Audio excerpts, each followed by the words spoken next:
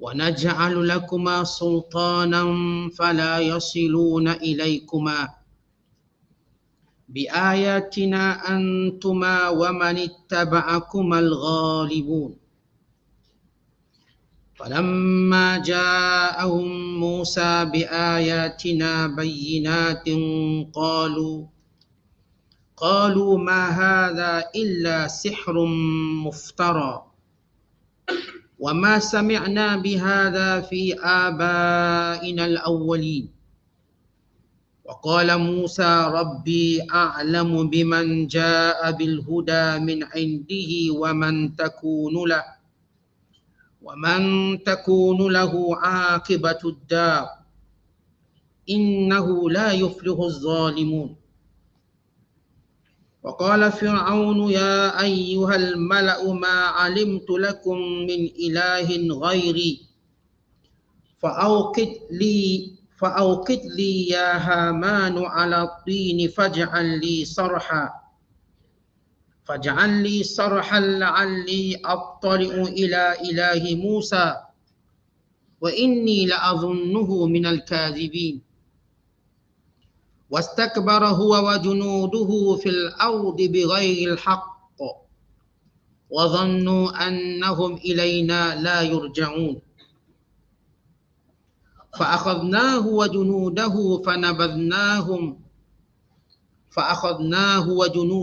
فنبذناهم في اليم فانظر كيف كان عاقبة الظالمين وجعلناهم أئمة يدعون إلى النار ويوم القيامة لا ينصرون وأتبعناهم في هذه الدنيا لعنة ويوم القيامة هم من المقبوحين ولقد آتينا موسى الكتاب من بعد ما أهلكنا القرون الأولى بصائر للناس وهدى ورحمة لعلهم يتذكرون. Sadaqallahul Azim. Nabi Musa merayu dengan berkata, wahai Tuhanku, bahawa aku telah membunuh seorang dari kalangan mereka. Oleh itu aku takut mereka akan membunuhku. Dan saudaraku Harun, ia lebih petah fasih lidahnya daripadaku. Maka utuslah dia bersama-samaku sebagai penyokong yang mengakui kebenaranku.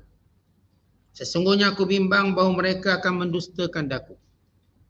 Allah berfirman, kami akan menguatkan tenaga dan daya usahamu dengan saudaramu Harun. Dan kami akan memberikan kuasa kemenangan kepada kamu berdua. Oleh itu mereka tidak akan sampai kepada maksud membahayakan atau mengalahkan kamu. Dengan membawa ayat-ayat keterangan kami itu, kamu berdua serta pengikut kamu akan menang. Setelah Nabi Musa datang kepada Fir'aun dan kaumnya, dengan membawa ayat-ayat keterangan kami yang terang nyata, mereka berkata, apa yang engkau bawa ini hanyalah sihir yang dibuat-buat. Dan kami tidak pernah mendengar tentang perkara ini dalam kalangan datuk nenek kami yang telah lalu. Dan bagi menjawabnya, Nabi Musa berkata, Tuhanku lebih mengetahui siapakah yang membawa hidayah petunjuk dari sisinya dan siapa yang akan beroleh kesudahan yang baik di dunia ini. Sesungguhnya orang-orang yang zalim tidak akan berjaya. Dan Fir'aun pula berkata, wahai orang-orangku, aku tidak mengetahui ada bagi kamu sebarang Tuhan yang lain daripadaku. Oleh itu, wahai Haman, bakarkan untukku batu bata, serta binalah untukku bangunan yang tinggi, supaya aku naik melihat Tuhan Musa yang dikatakan itu. Dan sesungguhnya aku percaya adalah Musa dari orang-orang yang berdusta. Dan berlaku sombong takburlah Fir'aun dan tenteranya di negeri itu dengan tiada alasan yang benar. Dan mereka menyangka bahawa mereka tidak akan dikembalikan kepada kami. Dengan sebab itu kami mengepungnya bersama-sama tenteranya, serta kami humbangkan mereka ke dalam laut. Maka perhatikanlah bagaimana buruknya kesudahan orang-orang yang zalim. Dan kami jadikan mereka ketua-ketua dalam kesesatan yang mengajak ke neraka dengan kekufurannya. Pada hari kiamat pula mereka tidak mendapat sebarang pertolongan. Dan kami iringi mereka dengan laknat di dunia ini. Dan pada hari kiamat pula adalah mereka dari orang-orang yang tersingkir dari rahmat kami dengan sehina-hinanya. Dan demi sesungguhnya kami berikan kepada Nabi Musa kitab Taurat sesudah kami binasakan kaum-kaum yang telah lalu, untuk menjadi panduan-panduan yang membuka hati manusia dan menjadi hidayah, petunjuk serta membawa rahmat. Semoga mereka beringat. Masih lagi kita membaca dan menafsirkan suratul Qasas. Surah yang ke-28, juzuk yang ke-20, bermula ayat 33 sehingga ayat 43. Ayat-ayat yang kita bacakan ini menceritakan bagaimana kenabian Nabi Allah Harun AS. Bagaimana berlaku. Kalau sebelum ini kita mengetahui bagaimana kerasulan Nabi Musa AS. Pada ayat yang kita bacakan ini kita akan mengetahui bagaimana berlakunya kerasulan Nabi Allah Harun AS. Kemudian ayat ini juga menceritakan tentang pertentangan berhadapan antara Nabi Allah Musa dan Harun alaihissalam dengan Firaun dan juga para pemimpin-pemimpin mereka. Bagaimana hujah dan bagaimana diskusi, niqash, yakni perdebatan antara mereka. Dan menjelaskan kesombongan Firaun yang mengaku menjadi Tuhan. Bahkan mencabar Nabi Allah Musa dan Harun untuk menentang Tuhan dengan membina suatu menara yang tinggi untuk bertemu dengan Tuhan, kononnya untuk melawannya. Dan Allah Ta'ala menceritakan bagaimana kesudahan setiap yang sombong dihancurkan dan dibinasakan. Dan Allah Ta'ala juga menjelaskan pada ayat ini tentang bilakah Nabi Allah Musa menerima kitab Taurat. Kerana sebelum itu Nabi Allah Musa memang menerima wahyu tetapi belum mendapat kitab Taurat. Allah menceritakan tentang waktu tempoh di mana Nabi Allah Musa mendapat kitab Taurat. Dan hikmah penurunan kitab Taurat ini kepada Bani Israel. Kandungan dan perintah Allah Subhanahu Wa Taala. Ini secara umum kandungan atau isi kandungan ayat-ayat yang kita bacakan. Bila mana Allah Ta'ala menyuruh Nabi Allah Musa bertemu dengan Firaun. Sesudah Allah Ta'ala melantik Nabi Musa menjadi Rasul. Dan diberikan mukjizat yang asas, yakni tongkat bertukar menjadi ular dan tangannya yang mengeluarkan cahaya. Supaya Nabi Allah Musa berani menghadapi Firaun untuk menjelaskan bahawa Musa AS berada dalam perlindungan Allah. Umpama kita, kalau kita duduk bilik kaca, harimau dekat luar kita dah tak takut. Sebab ada perlindungan namanya bilik kaca. Harimau terkar macam mana pun dia tak boleh hancurkan bilik ataupun dinding kaca ini atau dinding pelindung ini. Demikian Allah berikan keyakinan kepada Musa bahawa Firaun tidak mungkin, tidak mampu untuk melawannya. Untuk menganiaya dan mengapa-ngapakan Nabi Allah Musa dan Harun. Maka Nabi Allah Musa memberikan alasan ataupun memberikan satu sebab supaya Allah SWT memberikan dia sesuatu yang akan menguatkan lagi dakwahnya. Bila Allah berfirman dan ayat yang kita bacakan ini, qala, kata Musa, Rabbi inni qataltu minhum nafsa fa akhafu an yaqtulun. Ya Allah, kita akan menghadap Firaun dengan mukjizat tadi, tapi aku takut, kata Musa. Aku bimbang sebab dahulu aku telah bunuh seorang pengikut Firaun. Wa qad qataltu minhum fir'auniyan. Aku dah bunuh seorang pengikut setia Firaun. Dan aku bimbang mereka akan membalas dendam dan membunuhku. Maka tak sempat aku berdakwah. Nabi Allah Musa mengetahui bahawa dia tidak salah dalam membunuh pengikut Firaun tadi. Tetapi Nabi Allah bimbangkan dendam Firaun dan juga para pembesarnya menjadikan alasan itu untuk bertindak kepada Musa. Sehingga tak sempat Musa AS menjawab tuduhan tersebut. Kerana kejadian tadi tidak diketahui oleh Firaun secara detail apakah sebabnya. Melainkan Firaun cuma mengetahui bahawa pengikutnya dibunuh. Seolah-olah Musa AS kata bahawa Firaun dan para pemimpinnya akan menjadikan alasan tadi untuk membunuhku dan aku tidak sempat untuk membela diriku. Dek kerana kekuranganku, kata Nabi Allah Musa, aku tak fasih bercakap. Kerana itu Nabi Allah Musa kata, wa akhi Harun, dan saudaraku Harun, huwa afsahu minni lisana, dia lebih petah bercakap. Seolah-olah Nabi Allah Musa AS, baik secara kekuasaan Firaun aku dah tak takut sebab dah ada mukjizat. Tetapi berhujah pula. Lawan hujah, lidahku tak fasih. Ya Allah, boleh tak aku mohon padamu ya Allah supaya kamu jadikan Harun AS sebagai pembantuku. Fa'arsilhu ma'i. Utuskan dia, yakni lantikkan dia juga jadi rasul. Ma'iya bersamaku, rid'an, sebagai bentengku, sebagai penyokongku, sebagai penguatku. Yusaddiquni, maka semakin kuat kebenaranku. Inni akhafu an yukadzibun. Aku bimbang mereka semua akan mendustakan aku. Di sini menunjukkan kelebihan Nabi Allah Harun, fasih berbicara.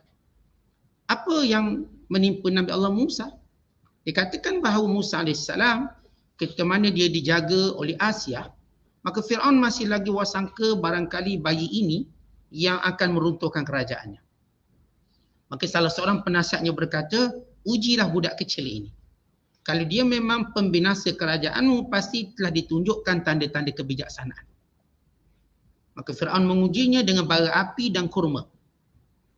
Maka dia pegang bara api tadi dan kurma, dia acukan pada mulutnya, nak tengok Musa ni tertarik dengan mana. Dia penyepik, tengok budak tertarik kat mana. Tertarik pada kurmanya atau tertarik pada bara api. Budak biasa pasti akan tertarik pada bara api sebab warnanya nyala-nyala, merah. Manakala kurma tidak punya warna yang menarik. Kalau budak tu luar biasa, dia sudah boleh berfikir, ini kurma bermanfaat, ini api mudarat. Kerana siapa pun bila dia cerdik, dia akan cerdik bermula pada waktu kecilnya lagi. Bila Allah Ta'ala nak jadikan seorang tu hebat, daripada kecil dia dah cerdik. Bukan setengah ulama mengatakan siapa yang bila usianya 21 tahun atau 20-an, belum tunjukkan kehebatan, dia takkan hebat. Dia cuma biasa. Dia orang biasa. Tapi kebiasaan bukan kita membaca baik kisah para Nabi SAW, baik kisah para ulama, mereka sudah menunjukkan kecerdikan pada usia kecil mereka. Kebijaksanaan, kita baca kisah Imam Syafi'i, bagaimana kecerdikan, kekuatan hafazannya, kita baca kisah Imam Bukhari, kita baca kisah Imam Abu Hanifah, kita baca segala kisah-kisah, semua menunjukkan kecerdikan mereka yang luar biasa pada usia masih kecil. Keajaiban mereka. Demikian bila Allah Ta'ala nak angkat seorang daripada kecil, dah tunjuk muasyirat, tanda-tanda. Maka Firaun percaya kalau budak ni berdasarkan penasihat dia bijak, dia pasti akan memilih kurma.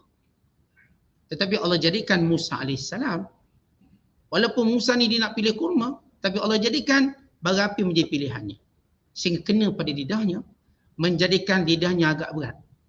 Sebab itu doa Nabi Musa yang Allah Ta'ala sebut dalam surah Taha, wahlul uqdatam min lisani yafqahu qawli. Ya Allah, huraikan, ya Allah leraikan ikatan pada lidahku. Uqdah, seperti lidah ini ada satu uqdah, supaya mereka faham cakap aku. Kadang-kadang ada setengah orang lidah dia berat. Walaupun fikirannya cergas, lidahnya nak sebut perkataan-perkataan yang difikirkan lambat. Maka ini menghalang kefasihan. Sebab orang yang fasih tadi, dia punya otak dengan lidah sama gerak, sama laju. Dia cepat mengaksesnya. Maka Nabi Allah Musa AS mengakui kelemahan ini. Sebab dalam dakwah pula ada kesempurnaan. Walaupun kita yakin pada pertolongan Allah, tetapi Allah Ta'ala menyuruh kita tunjukkan segala kesempurnaan dalam dakwah, maka datang pertolongan Allah. Ini dakwah lebih kurang, lalu nak harapkan menang, maka ini satu benda yang tidak beradab dengan Allah. Tidak beradab. Sama juga kalau kita nak kuatkan agama Allah, kita kena hantar anak-anak kita yang cerdik, bijak belajar agama.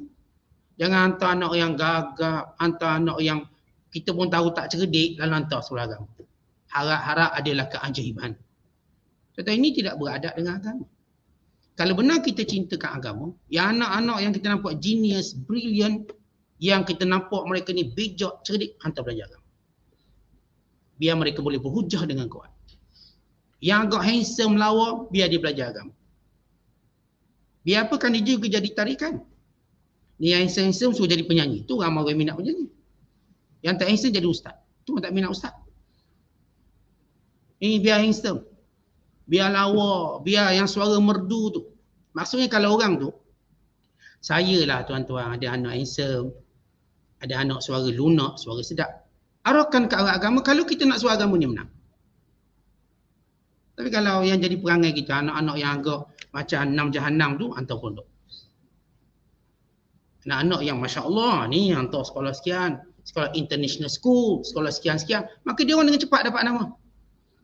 Yang pondok ni dapat nama buruk. Walaupun ya kita dengar, kita katakan syakawa, pengaduan untuk guru pondok. Kita pondok ni, Syekh, duk hantar orang-orang yang dah tak layak jadi manusia. Hantar kat kita. Alhamdulillah boleh jadi manusia. Tapi kita tak boleh naik kita punya nilai kita. Kita tengok Universiti Oxford, Cambridge, dipanggil bijak sekali, cerdik sekali. Akhirnya pun berbangga kami ada pelajar cerdik. Walhal dia dah ambil dah cerdik. Cuba bagi dia yang bodoh tengok. Dididik. Mandai tak mandai? Tak mandai juga. Kerana mereka membina imej begitu. Sebab itu bila saya katakan kita nak berjuang agama, kita sendiri kena tunjukkan apa yang terbaik dalam agama. Kalau nak derma yang terbaik dalam agama. Baru kuat. Ni nama pondok, nama pondok, nak buat pondok, dia pun derma kayu terpakai, atap zinc terpakai. Akhir terbakar lepas tu. Dia pun tengoklah pondok macam ni lah terbakar. Tengok sekolah ni. Yalah tak baru. Wiring baru. Tadi ini asas yang kita kena faham. Sebab Nabi Allah Musa, walaupun Allah tunjukkan dia mukjizat, dia cari lagi apakah dia yang membantu kesempurnaan dakwah. Kepetahan bercakap. Kalau hari ini, kehebatan dalam IT, mesti ada. Ustaz bercakap dah comel dah. Ni, geng-geng IT ni kena bijak. Duk asyik, kejap offline. Kejap tersekat. Mulut ustaz asyik nganga je, offline. Habis nak dakwah macam mana? Semua tersekat. Sebab apa? Langgang yang harga RM100 sebulan. Yang kelajuan slow, tu nak dakwah. Maka tak betul. Ni kena ada orang berani ni. Kita beli yang laju sekali tu. Berapa kelajuan? Yang berlaju sekali tu. Ni laju sekian-sekian, ambil bayar. Ambil RM1,000 sebulan bayar. Biar laju. Belum bercakap dah keluar dah. Dia punya laju dia. Artinya barulah dakwah tu berjalan yang bagus. Isu ini ataupun ayat ini perlu dijadikan satu istinbat yang penting dalam dakwah. Sebab Musa AS kata, aku nak ya Allah kau lantik Harun menjadi rasul supaya dia boleh membantuku dalam dakwah. Kenapa? Kenapa dia pilih Harun? Bukan sebab dia abangku. Bukan sebab keturunanku. Sebab dia fasih. Dan fasih memainkan peranan dalam dakwah. Artinya, bila macam saya sebutkan tadi, bila kita nak berjaya dalam dakwah, mesti ada satu kekuatan dia dalam membantu dakwah. Saya nak orang ni sebab dia kaya, dia boleh bantu dakwah. Saya nak orang ni sebab dia tahu kabel-kabel untuk bantu dakwah. Saya nak orang ni kerana dia besar, luas pergaulan supaya dapat bantu dakwah. Saya nak orang ni, saya nak orang tu, dia punya jawatan membantu dakwah. Tapi ini bukan cerita kita membentuk golongan kayangan, tapi membentuk golongan yang boleh membantu Islam. So kita nampak ini fungsi, mereka berfungsi. Kita bukan nak ambil orang yang kerjanya cuma tidur. Ini tak berfungsi. Kita nak yang berfungsi. Akhir dakwah jadi kuat. Itu rahsia kalau tuan-tuan puji universiti itu bijak, universiti bijak. Sebab dia dah ambil budak bijak. Kita dok puja sama penuh ni bijak. Yalah ambil budak bijak. Kalau betul sistem ni baik, cuba ambil budak yang tak berjaya dan cuba didik tak berjaya dia. Budak tu, kalau zaman saya sekolah dulu, tak dapat kita punya grade tu, kena tendang dulu. Dia boleh apa, kita menangis keluar air mata pun, keluar darah pun. Kamu dah tak layak, bukan label sekolah ni. Tendang. Dia pilih pula yang cerdik-cerdik lain pula, masuk pula sini. Memanglah sekolah dia bijak. Dia tendang ke mana, tendang sekolah yang dia anggap tak bijak. Jadi kita nak faham dakwah dari sudut ini. Dan kata para ulama, tidak ada satu permintaan yang paling agung atau pemberian yang paling agung saudara kepada saudaranya lebih daripada Musa kepada Harun. Sebab Nabi Allah Musa doa biar abang dia jadi rasul. Tuan-tuan, di sini ulama beri satu istinbat yang cukup menarik untuk kita faham. Apa dia istinbat? Atau istinbat maksudnya pengajaran. Kita ni kalau nak doa sesuatu, nak minta sesuatu pada Allah, beritahu sebab apa kita minta. Ya Allah, aku nak kaya. Sebab apa? Supaya aku dapat membantu fakir miskin, supaya aku dapat membantu orang-orang berhajat. Maka Allah akan perkenankan lebih cepat. Nabi Allah Musa, waktu dia mohon supaya Allah berikan kepadanya Harun menjadi sebab apa? Untuk membantu dakwah.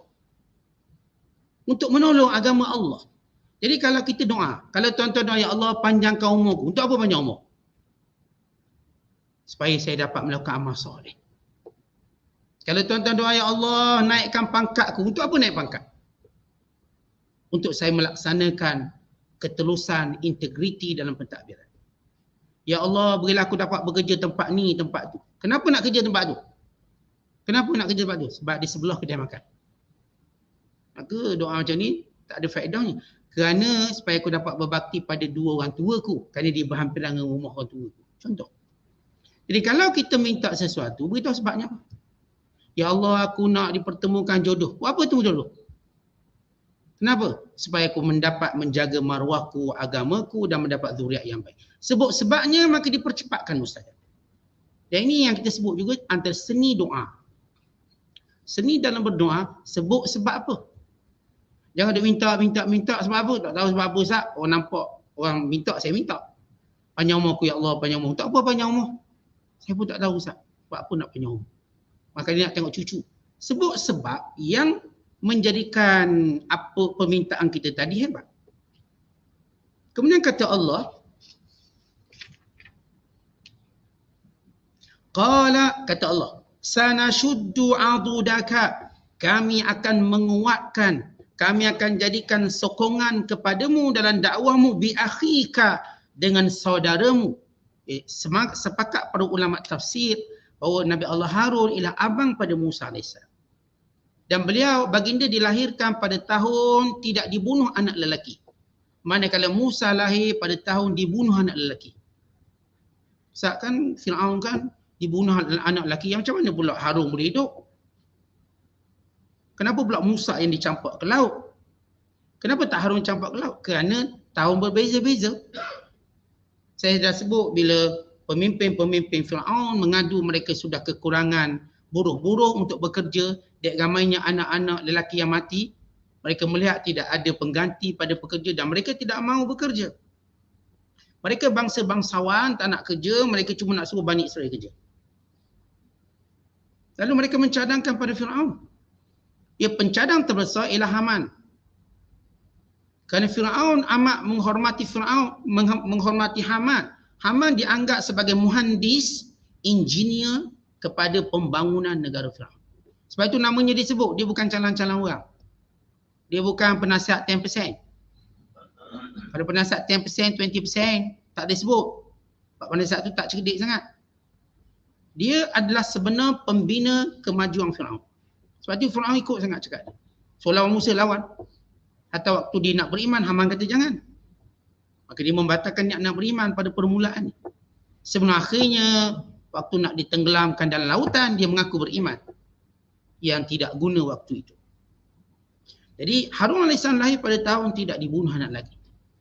Maka kata Allah, kami akan jadikan saudaramu Harun sebagai penguat dakwahmu. Wa naj'alu lakuma sultana, dan kami akan jadikan bagi kamu kemenangan. Hujah yang kuat kami akan berikan. Bukan sekadar kerana Harun AS fasih berbicara, berdebat, berhujah, tapi kami akan ilhamkan kepadanya hujah-hujah yang kuat.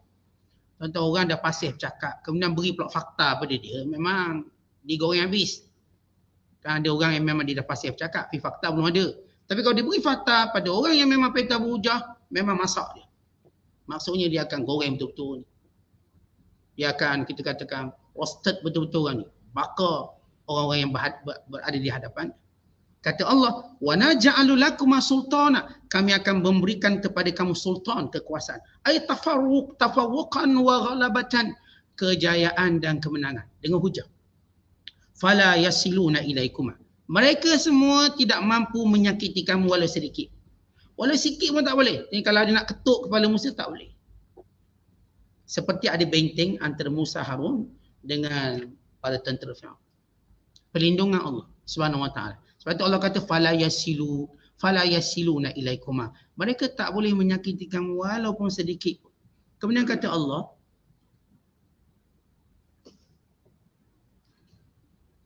bi ayatina, dengan mukjizat kami. Antuma, kamu berdua, wa manittaba'akuma, dan siapa sahaja yang mengikutimu, menyokongmu, bersama denganmu, yang beriman denganmu, al-ghalibun, mereka berjaya. Sunnatullah, siapa pun bersama dengan kebenaran, dia akan berjaya. Bagaimana proses dan tempoh, itu urusan lain. Tapi kejayaan bagi orang yang memperjuangkan kebenaran, dan kebenaran yang tertinggi ialah kebenaran yang berkaitan dengan agama Allah. Yang ramai orang ini membiarkan kebenaran ini. Hari ini orang cerita tentang kebenaran lain. Mereka bercakap tentang isu-isu lain, isu integriti, isu sekian-sekian. Bukan kita kata tak penting. Isu paling penting isu agama Allah. Menegakkan agama Allah. Tuan-tuan, para Nabi SAW, bila mereka datang, isu pertama mereka bawa isu agama. Kerana Allah ciptakan kita untuk patuh, taat, tunduk kepada Allah. Tuan-tuan, bila kita bercakap tentang integriti sebagai contoh, ini semua bagus amal. Tapi ini menyembah berhala, ini menyembah selain Allah, inilah kemungkaran. Kemungkaran paling terbesar ialah mensyirikkan Allah. Yang lain-lain adalah cabang-cabang kejahatan itu. Tapi hari ini, semua para pemimpin Islam lupa untuk memperjuangkan kebenaran agama Allah. Tak ada orang yang didakwah, tak ada orang diajar untuk masuk Islam. Tak ada orang berbicara untuk menguatkan agama Allah. Hatta mereka membiarkan perkara fasik berlaku, membiarkan syirik berleluasa, asalkan hal ini selesai. Hal ekonomi selesai, hal telur selesai, hal sayur selesai, hal gula selesai. Hal syirik, biarkan manusia memutuskan. Ini satu menjemput bala Allah yang besar. Negara Sabak, negara paling maju ekonomi. Tapi kerana mensyirikkan Allah, Allah binasakannya. Hatta kaum Ad, kaum Thamud hebat ekonomi.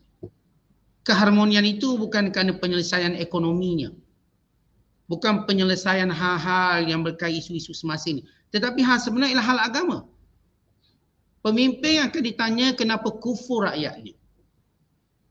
Tuan-tuan, para Rasul SAW tidak reda walau seorang pun kufur. Nabi Isa AS turun bukan menurunkan harga barang, tetapi menurunkan salib, menghancurkannya, mengajak manusia beriman ataupun mereka mati.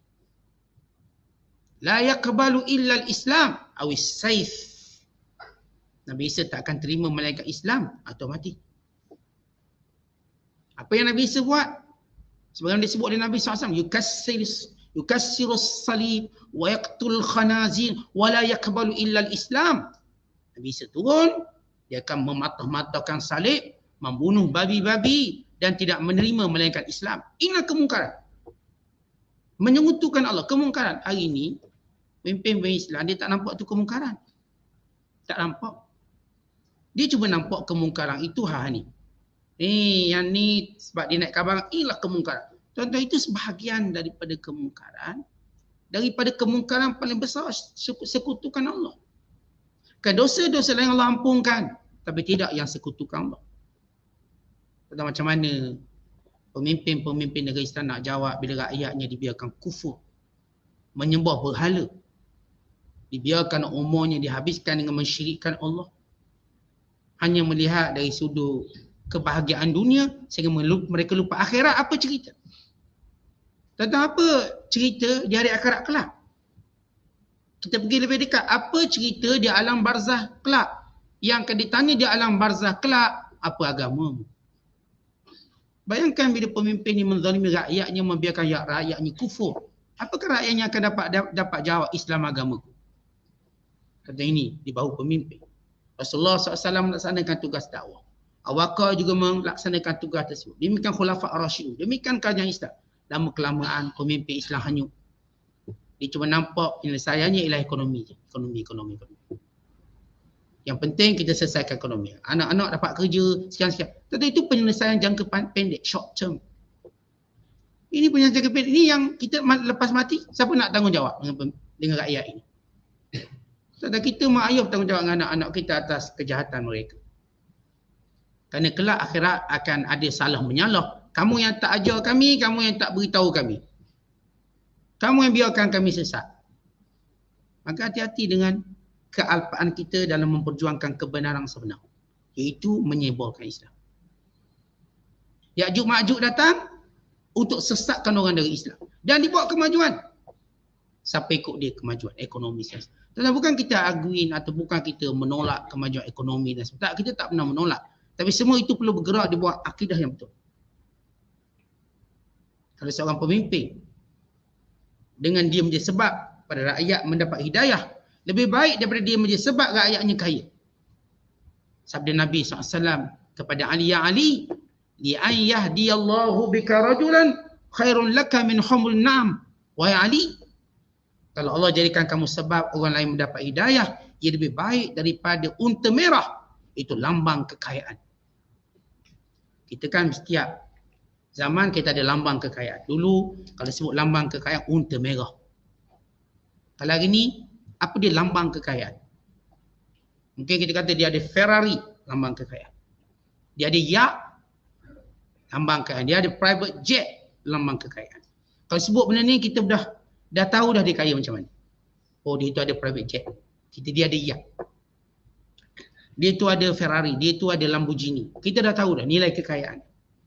Berapa sebulan ni dah tahu berapa harta dia.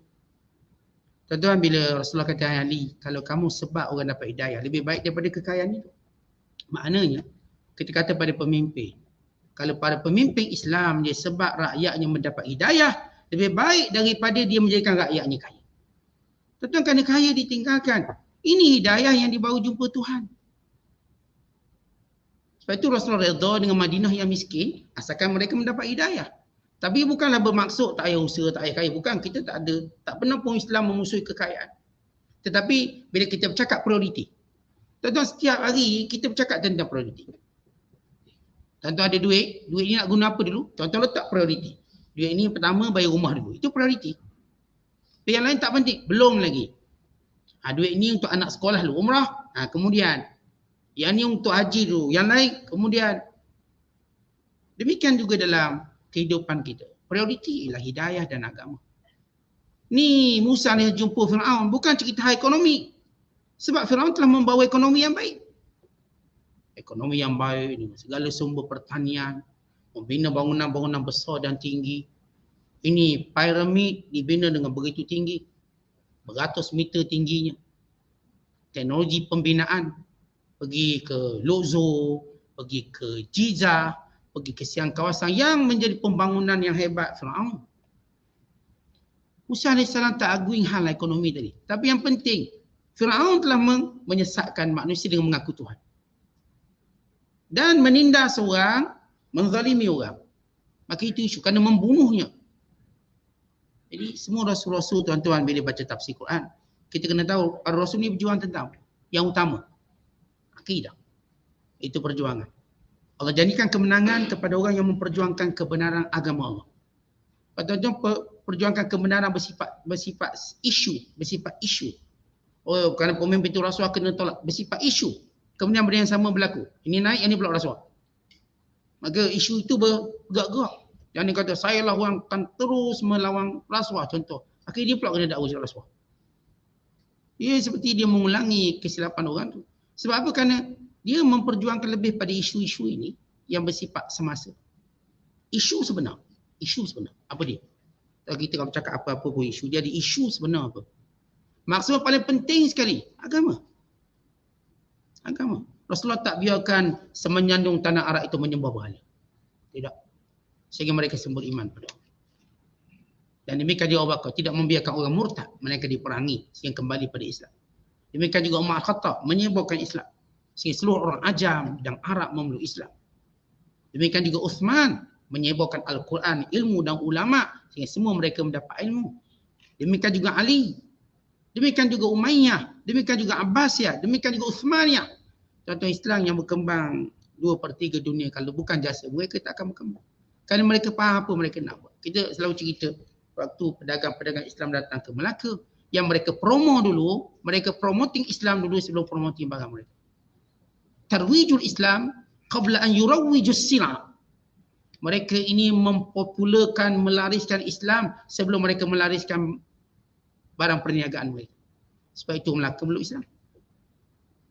Melaka mau meluk Islam. Melaka dah maju. Tapi orang Islam tak akan lihat maju itu sebagai satu pencapaian yang sebenar. Pencapaian sebenar ialah tauhid, akidah. Sehingga Melaka bertukar daripada tak ada agama kepada menyembah Islam. Kepada beragama Islam. Maka ini asasnya. Falamma ja'ahu Musa, dan bila mana Nabi Allah Musa mendatangi mereka, yakni Firaun dan para pemimpinnya, bi ayatina, dengan mukjizat bayyinatin yang jelas sebab nampak depan mata, jelas kerana nampak, jelas masuk akal. Adapun jelas yang pertama ialah tongkat itu bertukar jadi ular, tangan mengeluarkan cahaya. Jelas yang kedua, otak mereka dapat akses benda tu. Musa kata tidak ada Tuhan melainkan Allah. Yang sekian jelas. Qalu, lalu mereka tidak mampu menjawabnya, lalu mereka guna kaedah apa?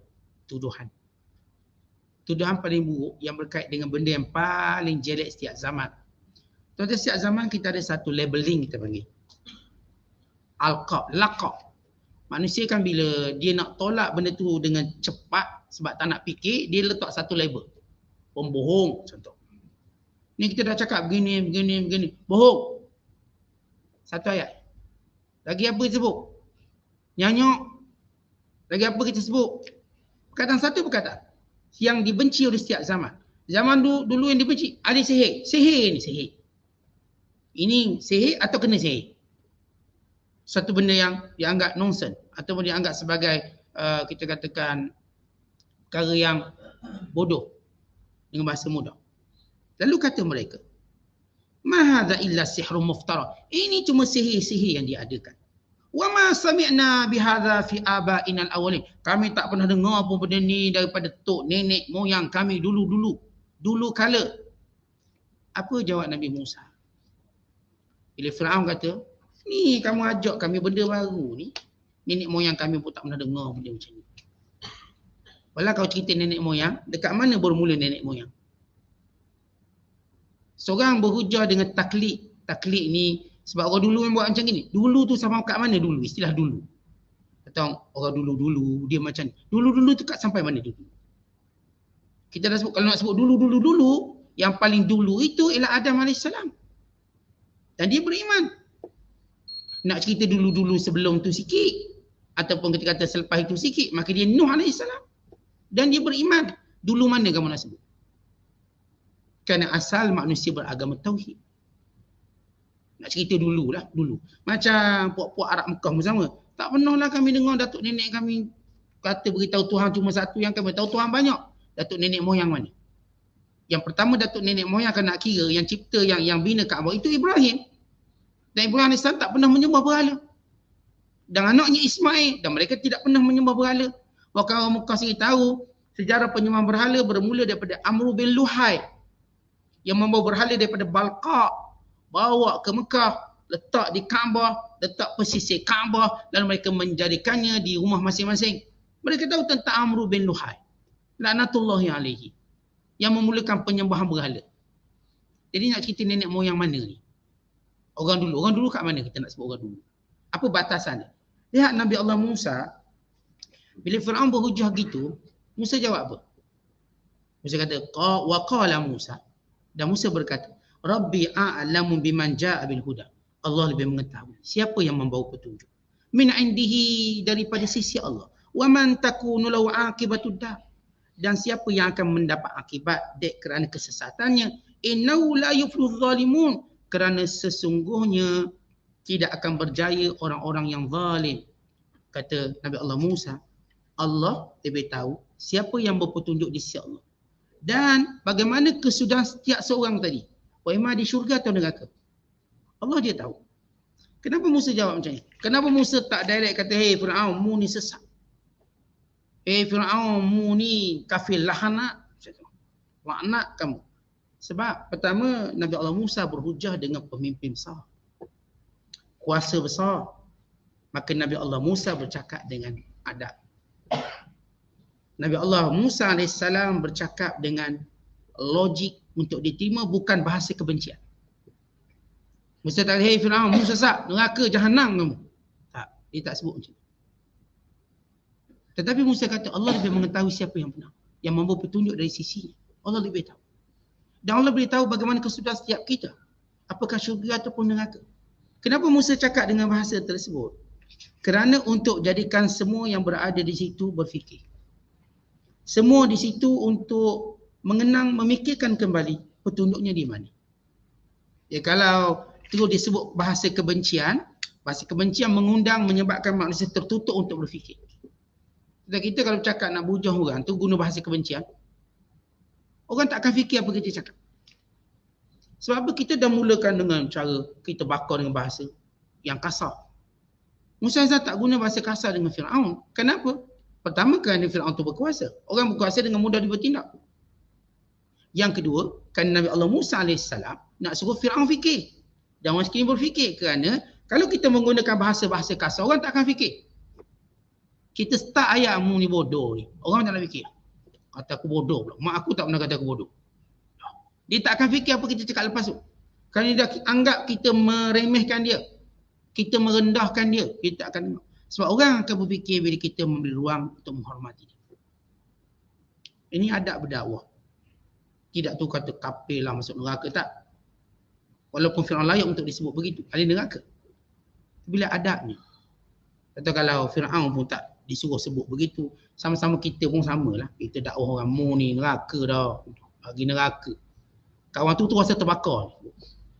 Kawan tu balas balik, "Mu lah neraka." Duk balas, mu neraka, aku neraka, mu neraka, dua-dua neraka. Kita tak berhujah cara tu. Walaupun seolah kita tak diajar terlalu emosi, terlalu macam nak menuduh, terlalu nak merendah. Tetapi hati-hati bila kita berhujah, bila kita tujuan merendah. Atau dengan tujuan emosi kita menguasai ilmu kita. Bila emosi menguasai ilmu kita, kita tak akan mendapat natijah yang baik. Kebencian. Ini adab yang rafi' ataupun adab yang tinggi yang diajar oleh Allah Ta'ala kepada Musa AS. Sehingga Musa AS menggunakan ibarat yang begitu sopan, ibarat yang, ini bukan maksud Musa penakut. Kita kadang-kadang bila orang sebut ibarat-ibarat tertentu, dia kata penakut ustaz ni, penakut. Padahal kita menggunakan ibarat-ibarat tertentu supaya ruang orang berfikir lebih baik. Tetapi ada orang dia boleh cakap terus, ini betul, ini salah. Tapi itu bukan percakapan orang yang bijaksana. Kerana orang bijaksana sentiasa bila menyebut tentang benar atau salah, dia menjadikan orang itu berfikir sehingga orang itu dengan sukarela menerima kebenaran. Kalau kita tu kata kamu ikut ni, jangan ikut tu, kita tu arah dia. Dia tanya, awak siapa? Nak arah saya. Awak siapa? Apakah awak ingat awak betul? Tapi bila kita ajak dia berfikir, macam kita katalah kita sekarang ni nak memilih pemimpin Islam, syaratnya begini, biar dia berfikir. Kita tak tukar tak, sokong yang ni terus, sokong yang ni terus. Ini memaksa dia untuk tidak berfikir. Kerana manusia perlu berfikir, apa yang baik. Kata awak nak pilih pemimpin, pilihlah orang yang jaga agama, pilihlah orang yang baik, pilihlah orang soleh, pilihlah orang yang kita katakan yang menyintai agama Allah, yang menjaga hukum hakam Allah. Maka kita sebut satu benda yang orang boleh fikir. Bukan kita pak kerat macam tu.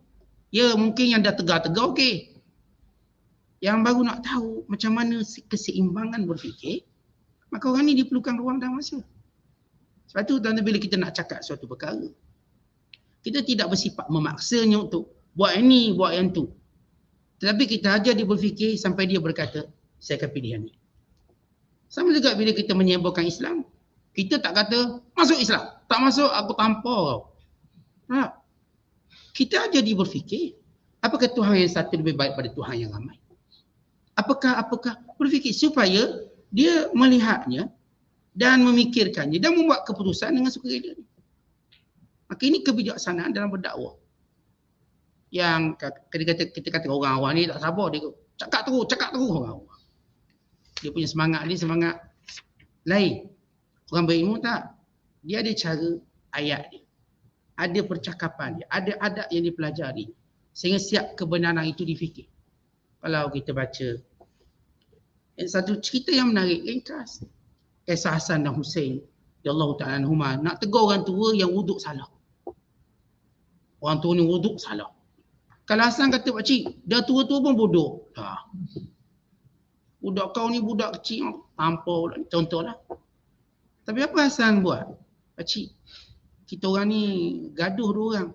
Adik saya kata wuduk dia betul, saya kata wuduk saya betul. Boleh tak pakcik jadi hakim? Cik kata boleh, pakcik makan garam dulu. Boleh. Ni hakim makan garam dulu ni.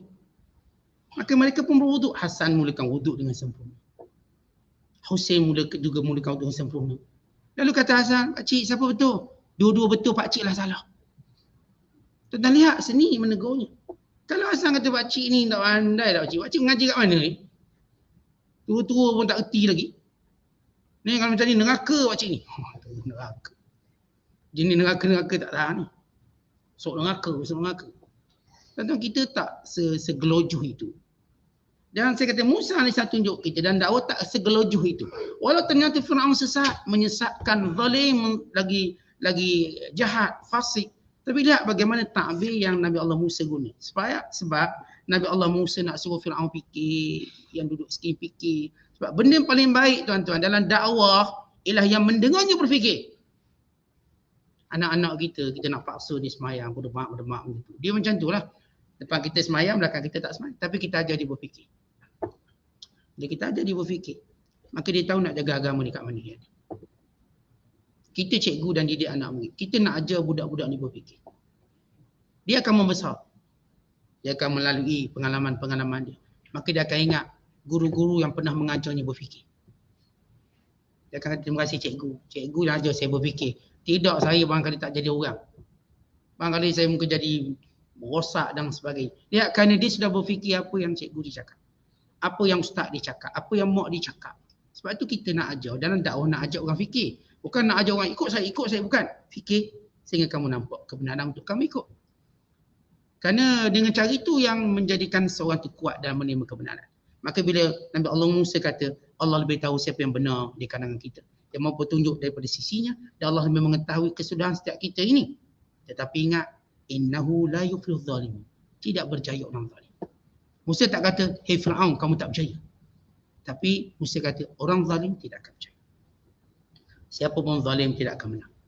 Siapa pun zalim, maka kesudahannya kesudahan yang wahim, kesudahan yang dahsyat. Maka lihat bagaimana seni dakwah Nabi Allah Musa dengan Fir'aun. Wallahu bissawab. Assalamualaikum.